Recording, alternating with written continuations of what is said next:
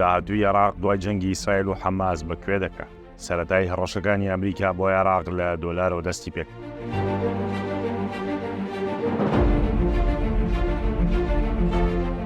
عێراق و حکومەتە کاتێکەی لەژێر فشار و کاریگەری هەژمونی ئێراندا لەگەڵ دەستپێکی جەنگی حەماس و ئیسرائیلدا خۆیان خستە بەرەی جیهاد دژی ئیسرائیل.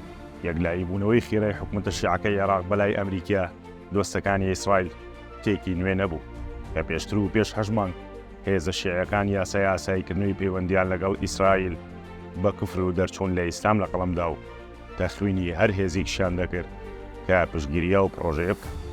هەر لە کاتژمێرەکانی سەرەتای هاویشتنی 2000 موشەکی حەماس ڕۆ ئیسرائیل ئەو کاتەی تەنانەت سعودیە و میسری هاوسنوور و ئەمریکاش بەڕوونی نەیان دەزانی چی ڕوویداوە. سەرکردە عێراقیەکان پیرۆزبایی سەرکەوتنیان لە فەڵەستین و حەماس دەکرد. تەنانەت سەدر داوای جیهاد و غەز عەلی ئامادەی ناردنی هێزێکی نیشاندا بۆ غەزە بۆ جیهاد. بەڵام ئەم جارە کاردانەوەکانی ئەمریکا زۆر خێراتر بوون. بە پێچەوانەی جارەکانی تر وەک ئاماژەیەک لە یەکەمین هەنگاودا وەزارەتی خەزانەی ئەمریکا ناردنی دۆلاری بۆ عێراق بەڕێژەی 38 لە سەد کەم کردەوە بۆش دینار شکا.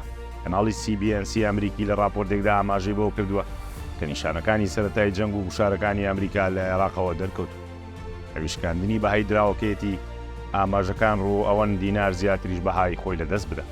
لەگەڵ شکاندنی بەهای دینار کە ئەمریکا وەک پەیامێک بە عێراقی گەیاند و ویستی بڵێت تۆ هێشتا دەستت لە نێو گیرفانی مندایە، چۆن بۆ پارەی من بۆ دەنێرم یارمەتی دوژمنەکانم دەدێت و بە پارەی خۆمان دۆستەکانمان کە ئیسرائیلە دەیشکێنیت.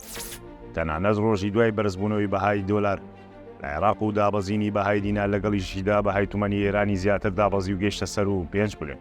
یەکەمین و سەرەتای گوشارەکانی ئەمریکا لەگەڵ شیعەکانی ناوچەکە بە دۆلار دەستی پێکرد و لە یەکەمین پلانیشدا دینار و تومەن و لیرەی توشکی پێ هاڕی. پێدەچێت پلانی دوایەمە زیاتر تاکتیکی بێت و بە ئاشکرا ئەمریکا دەست بەو جوڵانە بکات کە پێشتر خۆی لێ دەبواردن. چاودێرانی دۆخەکە دەڵێن زەرمەندترین دەوڵەت لەم جەنگەدا پێدەچێت عێراق بێت. بەو پێی هەم حکومەتەکەی کاتیە و هەم دراوەکەشی لە لێواری هەرەسهێنانی گەورەدایە. هەمیش دۆخی ناوخۆی عێراق لە خراپترین حاڵی خۆیدایە.